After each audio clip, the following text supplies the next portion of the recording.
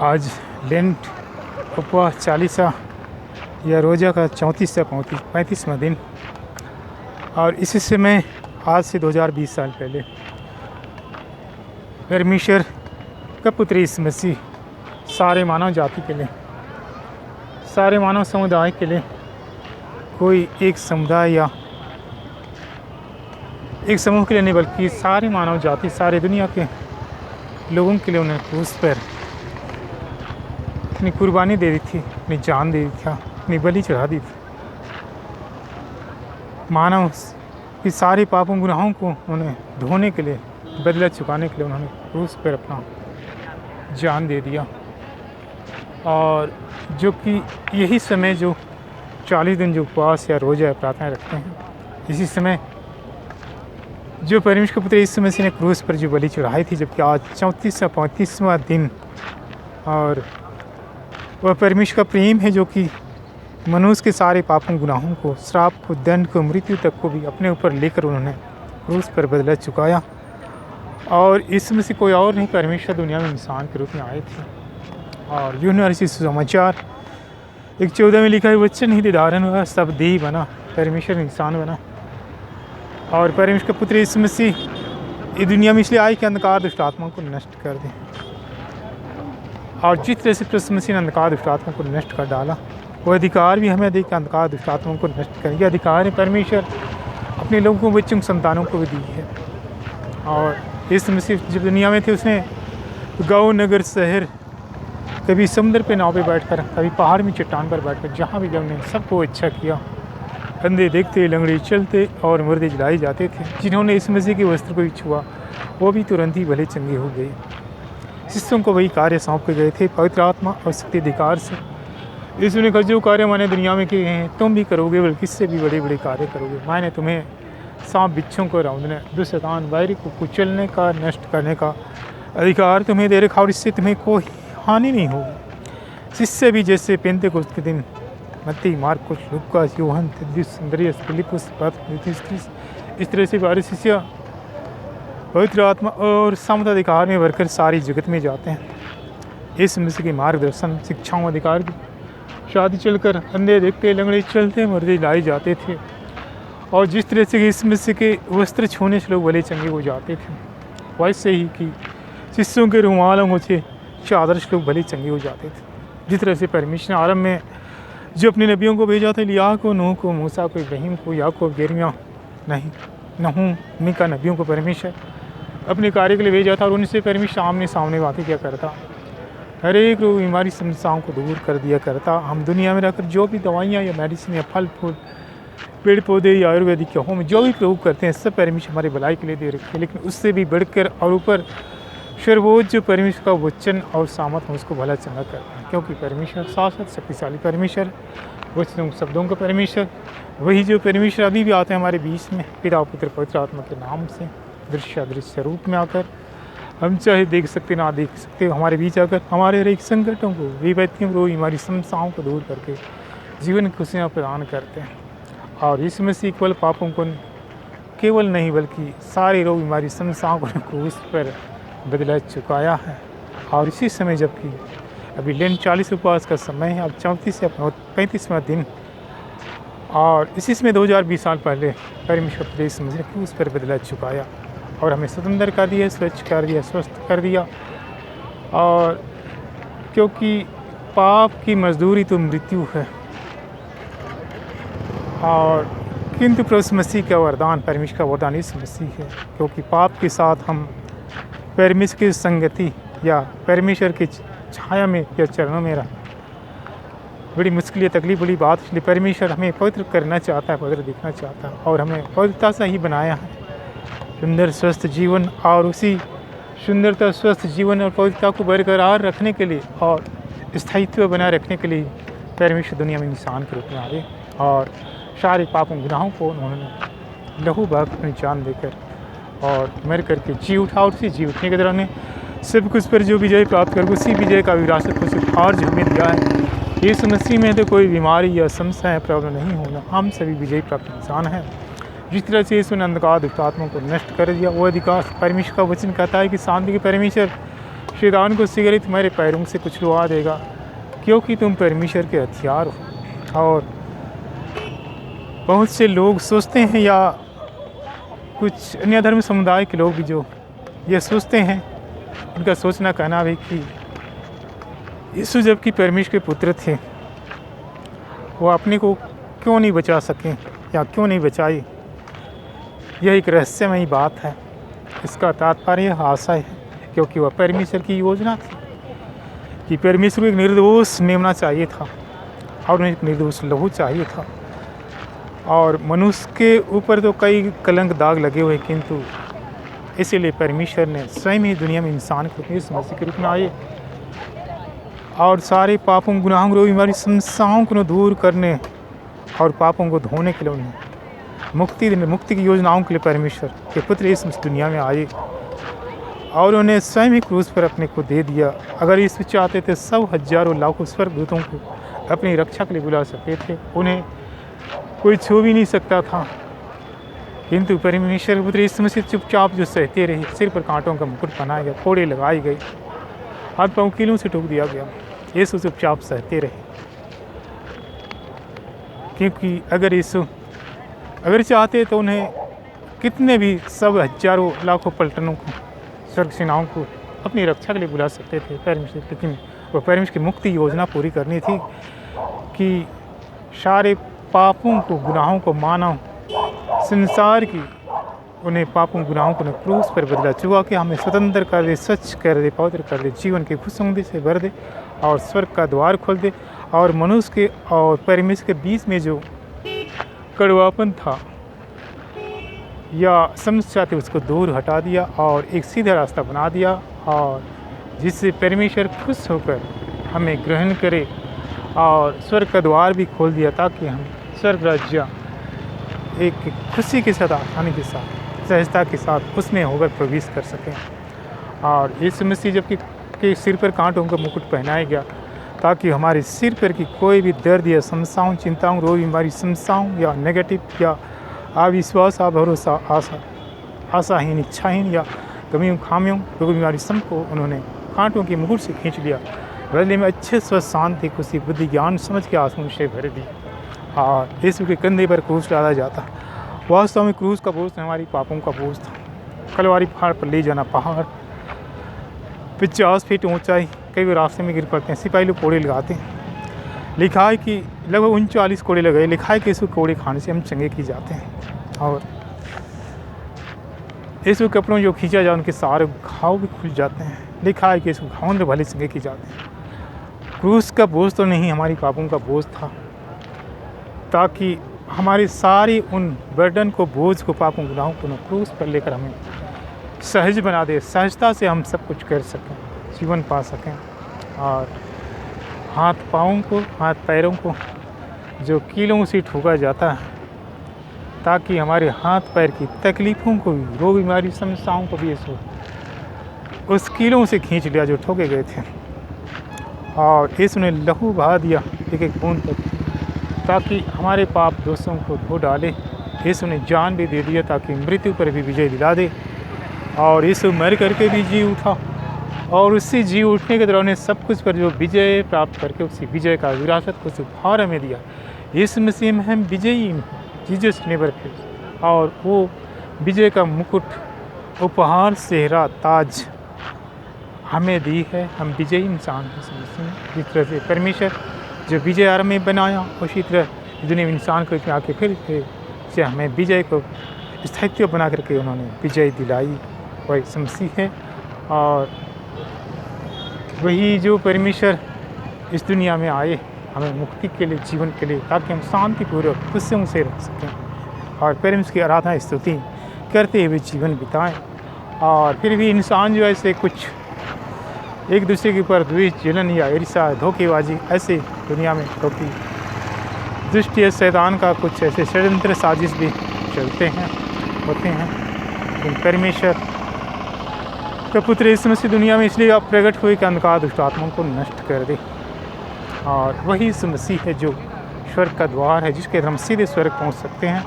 कुछ लोग जो, कुछ ऐसे भी व्यक्ति जो धोखेबाजी में या दूसरी की हानि करके भी जीना चाहते हैं, पर उससे कोई मतलब नहीं, उससे कोई लाभ नहीं, उससे कोई जीवन नहीं, उसको समृद्धि नहीं, उससे कोई जीवन नहीं।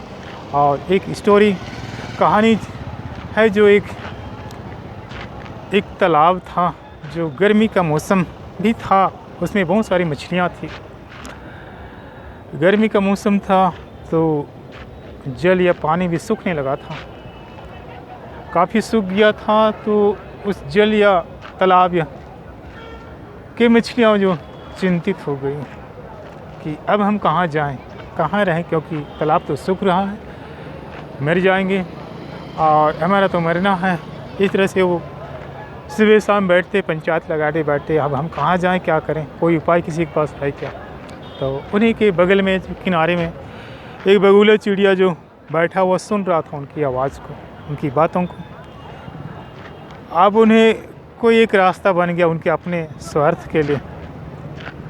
अब वह जाता है उन मछलियों के पास में, कहता है तुम क्यों चिंता करते हो, मेरे रहते हुए तुम्हें कोई चिंता की बात नहीं, और मैं जो हूँ ना, तुम सबको एक एक करके उस झील या समुद्र में ले जाऊँगा या बांध में ले जाऊँगा, जहाँ का पानी कभी घटता नहीं, कम नहीं होता। वहाँ हमें सुख चैन से रहोगे, तैरोगे, चलोगे, फिरोगे तब।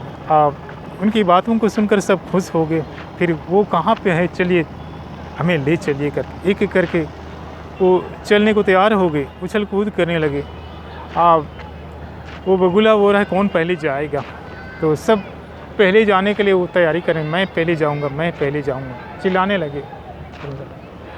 तब उन्हीं में से पहले एक मछली को उठा के वो बगुला चिड़िया जो ले जाता है, आसमान में चला जाता है और वहाँ उसे चट करके खा लेता है। फिर वापस आता है और फिर कहता है वहाँ तालाब की उन मछलियों को कि मैं उसे उस झील या समुद्र में या बांध में पहुँचा दिया हूँ, और बहुत खुशियाँ ही मना रहा है, बहुत अच्छा से उछल वो तैर रहा है वहाँ। तो फिर जाने को तैयार हो गए। दूसरा फिर कहता है मैं पहले जाऊँगा, फिर दूसरे को भी उठा ले जाता है, फिर वैसे ही आसमान में ले जाके उसे चिट कर खा जाता है, फिर से आ जाता है। वैसे ही बारी बारी से सारी मच्छियों को लेकर वो खा जाता है आसमान में। अब बच जाता है केकड़ा भाई। अब केकड़ा आखिरी में जो कीचड़ उचड़ में भी वैसे तो कुछ रह जाता है। केकड़े की बारी आती है, तब बोलता है चलिए केकड़ा भाई अब आपकी बारी, चलिए ठीक है हम भी चलेंगे उस समुद्र झील में, वहाँ आनंद लेंगे। तब केकड़े को उठा ले जाता, ठीक है। फिर केकड़े को भी बगुला उठा के ले जाता है आसमान में ले जाकर। जिस तरह से उन्हें मछलियों को खाया था उसी तरह केकड़े को भी खाना चाहता था। अब ने जैसे अपने केकड़े को उन्हें खाने का प्रयास किया, वो केकड़ा भांप चुका था, समझ चुका था कि अब मुझे ये खाने वाला है। तब उसने केकड़ा ने अपना मुंह खोला और उसने उस बगुले के गले पर उन्हें डाला और गले को उन्हें काट डाला अपने मुंह से। बगुला गिर गया नीचे में और मर गया। तो इस तरह से जो दूसरे को जो धोखा देता है वो खुद ही मृत्यु का कारण भी होता है, खुद ही हानि का कारण होता है। इसलिए एक दूसरे की हितार्थ भलाई या सहृदयता, एहसान या दया में ही ईश्वरी का एक जीवन है, खुशी ही बरकत आशीष है। उसी तरह एक और स्टोरी कहानी है। एक शेर था जंगल का राजा, जब वो दहाता था पूरा जंगल हिल जाता था। और उस जंगल के जानवरों ने उन्होंने पंचायत बैठ के या मीटिंग बैठ के उन्होंने ये निर्णय लिया था कि सुबह शेर के लिए वह एक नाश्ते के लिए जाएगा कोई छोटा जानवर, और दोपहर लंच के लिए उन्हें कोई उससे कुछ बड़ा जानवर, और इवनिंग जो उन्होंने डिनर के लिए भी कोई उससे कुछ बड़ा जानवर जाएगा उनके भोजन के लिए। ऐसे ही तय किया गया ताकि और कोई परेशानी ना हो। तो वैसे बारी बारी से सुबह नाश्ते के लिए कोई छोटा जानवर, दोपहर के लिए कुछ बड़ा जानवर, और लंच या इवनिंग डिनर के लिए भी कुछ बड़ा जानवर, ऐसे ही जाते थे बारी बारी से। और अब काफ़ी दिन गुजर गए। अब एक खरगोश की बारी आई और खरगोश को सुबह जाना है नाश्ते के लिए उस राजा शेर भाई के लिए। और वह सुबह उठता है, तैयार होता है, अब सोचता है अब मैं क्या करूँ, आज तो मुझे मरना है, कि बचने का भी कोई उपाय है, कभी सोचता है।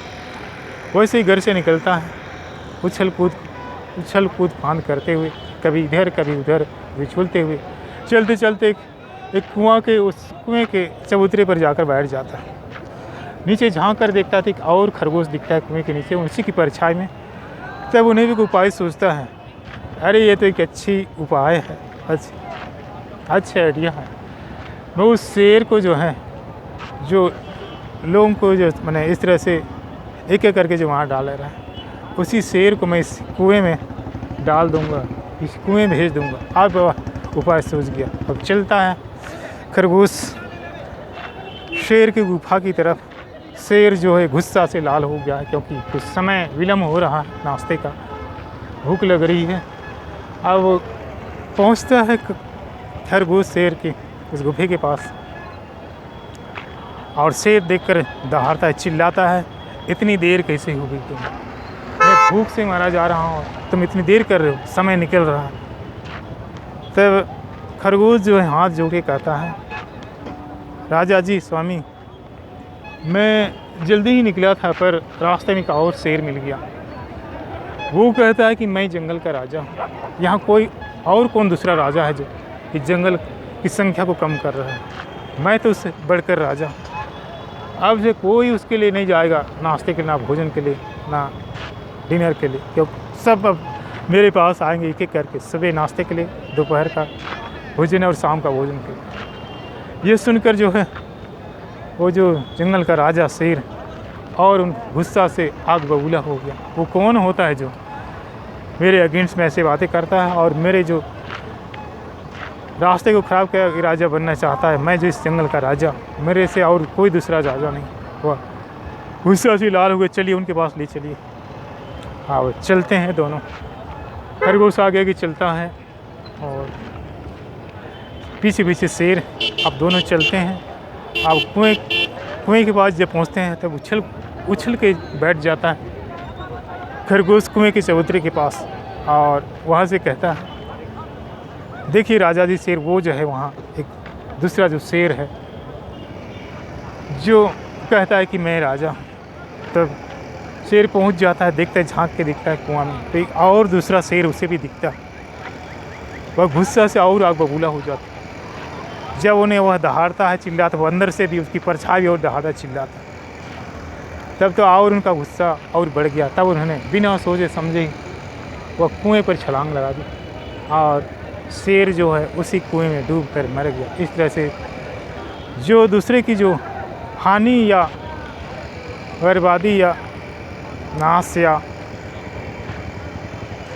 उन्हें मृत्यु का कारण होता है, वो खुद ही मृत्यु के रास्ते पे जाता है। और इसी तरह जो एक और स्टोरी या कहानी है, सुन लीजिए। और एक मगर और बंदर की कहानी या स्टोरी। एक झील था, उस किनारे में एक जामुन का पेड़ था। उस जामुन का पेड़ में एक बंदर भी रहता था, और जबकि जब मौसम आएगा तो वह जामुन बहुत ही बड़ा बड़ा और सुंदर सुंदर और मीठी मीठी जामुन का फल पकता था, देता था। उसी पेड़ में वो रहता था बंदर, और समय आया जामुन के पकने का समय, सुंदर सुंदर मीठे लाल, तो उसी को खा लेता था वो बंदर, उस जामुन को। एक दिन जो झील में या समुद्र में चलते चलते गुजरते या घूमते टहलते मगर वह उस रास्ते से साइड से किनारे से निकलता है, ऊपर जामुन की ओर देखता है तो कितने सुंदर मीठी मीठी जामुन पके हैं, लाल मीठी जामुन पके हैं। फिर दिखता है कि वहाँ एक बंदर भी बैठा है जो जामुन खा रहा है। तो मगर कहता है बंदर, अरे बंदर भाई, अरे मुझे भी जामुन खिला दो नहीं यार। क्यों नहीं, मैं ज़रूर खिलाऊंगा, बोल के बंदर ने उस मीठे जामुन, पके पके सुंदर जामुन उन्हें गिरा देता है मगर के पास में। मगर उठा के लिए खूब अच्छे से बड़े चाव से खा लेता है, आनंद से खा लेता है। ऐसे ही रोज़ चलने लगा। मगर और बंदर में दोस्ती होगी, काफ़ी निकटता दोस्ती होगी, और ऐसे ही दिन बीतते गए।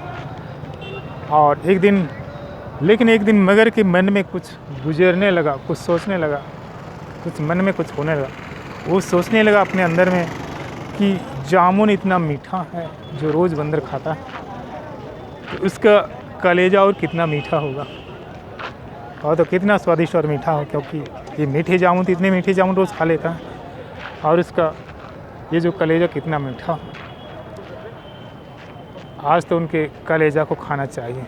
अब फिर जाता है मगर कुछ उपाय लेकर, और बंदर से कहता है, अरे बंदर भाई, तुम रोज़ कितने मीठे मीठे अच्छे सुंदर पके जामुन मुझे खिला देते हो, आपने मेरे लिए बहुत कुछ किया है। चलिए मैं आज आपको उस समुद्र झील की सैर करा के लाता हूँ। और पर बंदर कहता है, अरे मैं तो पानी में डूब जाऊँगा। नहीं नहीं, कैसे डूबोगे, मैं मेरे पीठ पे बैठ जाओ, मैं तुम्हें पूरे उस समुद्र या झील घुमा के ले आता हूँ। और बंदर तैयार हो गया। अब दोनों खुश हैं।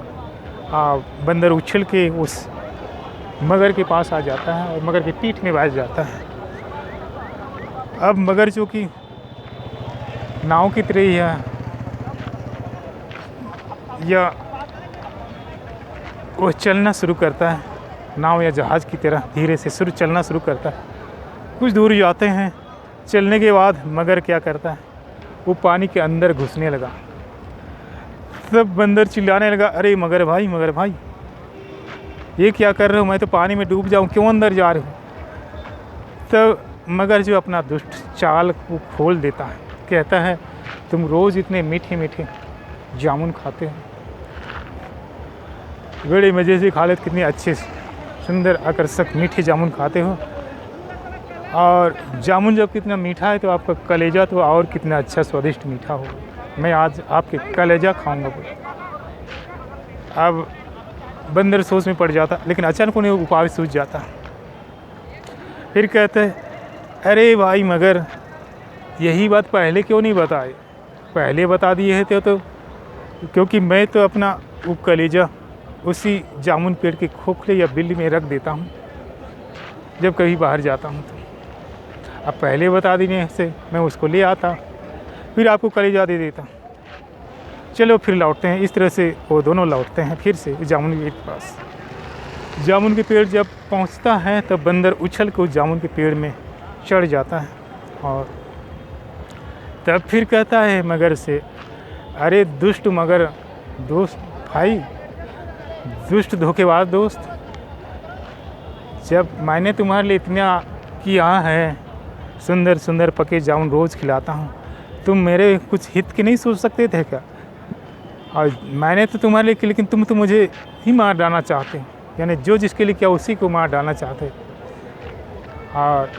और तुम तो बहुत एक मूर्ख मगर हो, क्योंकि कोई प्राणी अगर अपना कलेजा निकाल दे तो वह जिएगा क्या, वो तो मर जाएगा। और मैंने तुम्हें कहा कि उस जामुन के खोखले बिल के अंदर अपना कलेजा रख दिया, और तुम तो और इतना धोखेबाज हो। जाओ फिर, मैं तुम्हें जामुन नहीं खिलाना, लग जाओ यहाँ से, हट जाओ।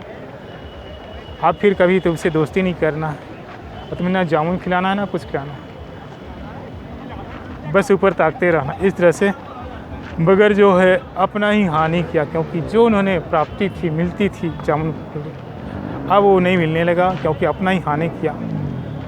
इसी तरह से कुछ जो इंसान में भी पाई जाती, कुछ धोखेबाज होते हैं जो लोगों को हानि करके या धोखा दे करके उनसे कुछ हासिल करना चाहते हैं, किंतु उन्हें कुछ हासिल नहीं, क्योंकि यह जो विधाता के एक सिद्धांत है कि जो जिसके लिए करेगा, जो जिसकी खेती सींचता उसी की और भी सींची जाएगी, जो जिसके लिए करता है उसी के लिए किया जाता है, यानी पुण्य कमाना, यानी हितार्थ, भलाई, सहृदयता और एक दूसरे के प्यार में ही जीवन की खुशी समृद्धता। किंतु किसी को धोखा देके, किसी को हानि करके, इस तरह से जो करने का या लेने का, वो उससे कुछ लाभ नहीं होता, कुछ फ़ायदे नहीं होते, और उल्टा उससे हानि होती है। यह परमेश्वर का विधान है। इसलिए परमेश्वर वो चाहता है कि एक दूसरे के साथ प्यार के साथ, हितार्थ, भलाई के साथ, एहसान के साथ जीवन जिए चलें, और परमेश्वर प्रार्थना करें। और परमेश्वर का सिद्धांत है, नियम प्यार है। प्रेम पिता परमेश्वर, पिता पुत्र पवित्र आत्मा परमेश्वर तेरे चरणों में है। ये लिन 40 का समय, और जबकि 34-35वां दिन, अभी जबकि खजूर संडे, पुण्य बृहस्पतिवार या पुण्य सप्ताह, गुड फ्राइडे, फिर ईस्टर रात्रि परमेश्वर यह समय तेरी चरणों में है। स्वर्ग से उन सारे हथियारों को आशीष उन परमेश्वर सभी को उड़ेल दे परमेश्वर। बाड़ा घेरा बना दे पूरे कांटे कोड़े लहू का पर जल किया लेन या क्रूस के समय के परमेश्वर में लहू को उड़ेल दे। बाड़ा घेरा बना दे पूरे कांटे कोड़े लहू का पर जल का स्वर्गीय सेनाओं का बाड़ा के कोई अंधकार है दुष्ट आत्मा पहुँच के बाहर पिता उधर पवित्र आत्मा की सामर्थ पिता की स्तुति में वैसे नहीं दुनिया मनुष्य बना अल्फा में दस ज्ञान क्रूस पर बह लो। जैसे तूने सिटी बनाई पहले कल कहा सब कुछ हो गया, प्रकाश सूरज चंद्रमा नदी नाले, जैसे कहता गोदी छठवें दिन इंसान को 7वें दिन गिर जा प्रार्थना उस सामर्थ के साथ पर इजराइलियों को छुटकारा दिया। बारिश की सामर्थ से जैसे मूसा ने छड़ी हुई लाल समुद्र 2 भाई चट्टान से झरने कड़वे जल को ईश्वर से रोटी का नाम देश और जिस तरह से यीशु मसीह के अंगों से कपड़े छूने भले चंगे हो जाते, वह सिस्टम के रुमाल अंगों से चादर से लोग भले चंगे हो जाते। तेरी मधुर मीठी नाम में परमेश्वर क्रूस पर दस आज्ञाओं स्वर्गीय सेनाओं के साथ तूने कहा सब कुछ हुआ, सृष्टि बनाई, सूरज चंद्रमा तारे सब कुछ को बनाए। छठवां दिन इंसान को जैसे कहा हो गई, छठवां दिन इंसान को 7वें दिन को उस आशीषों के साथ पर स्वर्ग संसार हथियारों को आशीषों को हम सभी को बिल दे पर हर एक प्रावण चलिए संसार अंधकारात्मा नष्ट हो जाए, दुष्टात्मा नष्ट हो जाए, कोई बात नहीं। और अच्छे स्वस्थ खुशियों के साथ ही परमेश्वर तेरी महिमा करते हुए तेरे साथ चलते हुए जीवन को पाएँ भरी पूरी का जीवन। जैसे फिलिपी 4 में करी जय सिंदल प्लस मसीह में सदा ही खुश रहने का लुक 14 प्रिंस ऑफ शांति करा अनंत शांति दे। यूं ने 14 से 14 से आज में तुम्हें शांति दी जात अपनी शांति तुम्हें प्रदान कर तुम्हारा जीना घबरे। मती 5 जैसे पूर्णवासी परिपूर्ण बना। दूसरा कुंती 13 गिली लाइफ को कम्प्लीटली मैं तुम्हें संपूर्णता का जीवन तेरे मधुर मीठे नाम में 10 ज्ञान क्रूस पर पवित्र आत्मा के वरदान ज्ञान आत्मा के फलों के साथ स्वर्ग से उन सारे हथियारों आशीषों परमेश्वर जितने लोग सुन रहे हैं परमेश्वर उनका ध्यान है जैसे तेरी इच्छा लेकिन स्वर्ग से प्यार के अनुसार स्वर्ग से उन सारे हथियारों को उड़ेल दे पाए। हर एक प्रॉब्लम चलिए समस्याएँ कार्य नष्ट स्वतंत्र कर दे, स्वच्छ कोई चीज़ ने स्वतंत्र कर दे, स्वच्छ कर दे पवित्र जैसे परमेश्वर का तेरी सारी तमन्नाओं योजनाओं का मनोकामनाओं को पूरा करने वाला परमेश्वर स्टडी कार्य नौकरी जीवन पारिश सभी चीज़ें जो कि अच्छे अंकों की सफलताओं अच्छे पिछड़ देता तेरे पास सब कुछ का भंडार करते मांग तेरा आनंद करते पूरी कुछ तेरे मधुर मीठे नाम में स्वर्ग से सारे उड़ेल दे परमेश्वर। हर एक प्रॉब्लम चलिए समस्याएँ कार्य दुष्टात्मा कुछ चीज़ नष्ट हो जाए, स्वतंत्र कर दे, स्वच्छ कर दे, पवित्र कर दे, जीवन खुशियों से भर दे, अच्छे स्वस्थ खुशियों के साथ ही परमेश्वर तेरी महिमा कर दे, तेरे साथ चलते जीवन को पाएँ, भरी पूरी का जीवन को पाएँ, तेरी महिमा अनंत काल तक करते रहें, तेरी स्तुति और महिमा सदा सदा होती है परमेश्वर। ठीक है तूने आज भी हम सभी को अपना हाथ बढ़ाकर चंगाई खुशी प्यार का आशीष दी समझते परमेश्वर। जिससे कहता है जिसका नाम है रानू सुनीता अनीमा और जिल रन और कुरुन सुरिन टेटे अरविंद ऐसे बहुत से भाई बहनों को परमेश्वर स्वस्थ किया चंगाई खुशी आशीष दी। जिसका नाम है जो अरविंद वो बहुत सालों से परेशान था अपने बेटी के लिए अपनी बेटी के लिए प्यार खुशी पाना चाहता क्योंकि समय कुछ अलग है। परमेश्वर उन सारी प्रॉब्लम समस्याओं को दूर कर जीवन खुशियाँ प्रदान करता है। जिसको नौकरी की ज़रूरत थी केल्विन शाराय लिसिया मनीला करने सूरिन और परमेश्वर उन्हें जो नौकरी के लिए जो निवेदन विनती रखी परमेश्वर ने नौकरी क्षेत्र में उन्हें नौकरी देकर उन्हें आशीष कर रहा है। एक भाई जिसका नाम है शामिल खान वो बहुत सालों से परेशान था अपनी वाइफ से या पत्नी से क्योंकि उन्हें अपने परिवार या हस्बैंड को छोड़कर किसी और के साथ उन्हें दोस्ती रिलेशन या बातें थी ऐसे कुछ गलत मंदिर था। लेकिन परमेश्वर उन्हें छुटकारा देकर उन्हें एक परिवार या घोंसले के बगीचे की तरह उन्हें आशीष दे रहा है। कुछ बातें जो उन्होंने कल्पने चिल्लाने की एक बहन को जो आवाज़ आती थी अंधकार दुष्टात्मा से परेशान थी जिसका नाम है समीला मार्कुस उसे परमेश्वर उसे स्वतंत्रता देता है अंधकार दुष्टात्मा को नष्ट करके उन्हें स्वतंत्रता की आशीष देता। केल्विन अरविंद सोरेन और एक भाई जो नगर निगम में अधिकारी है वो कई परेशानियों से क्योंकि ऑफिशियली या ना बन कामों से परेशान होकर वो जीवन से वो चला गया पर उनके परिवार की कुछ तकलीफ़ें थी, उसे परमेश्वर उनके पिता की विरासत की आशीष को देकर उन सभी को अच्छे स्वस्थ जीवन की खुशियाँ प्रदान की हैं। और एक भाई जिसका नाम है नील अन्निमा बहन सोरेंग, और ऐसे बहुत से भाई बहनों मुझे परमेश्वर जीवन खुशियों के साथ आशीषित करके उन्हें एक समृद्ध जीवन की खुशी सफलता की आशीषों में स्वर्ग के झरोखे सदृश, जिस तरह से बारिश के मौसम में वर्षा की बूंदी, वैसे ही परमेश्वर आशीषों की बारिश देकर हम सभी को जीवन की भरी पूरी खुशियाँ और जीवन की समृद्धता, सफलता, पवित्रता, प्रकाश देता है। क्योंकि परमेश्वर कहता है तुम जगत की ज्योति और तुम्हें ज्योति बनकर भेजा है कि तुम्हारी ज्योति चमकती रहे। पिता और पुत्र पवित्र आत्मा के नाम पर आमीन। परमेश्वर की महिमा।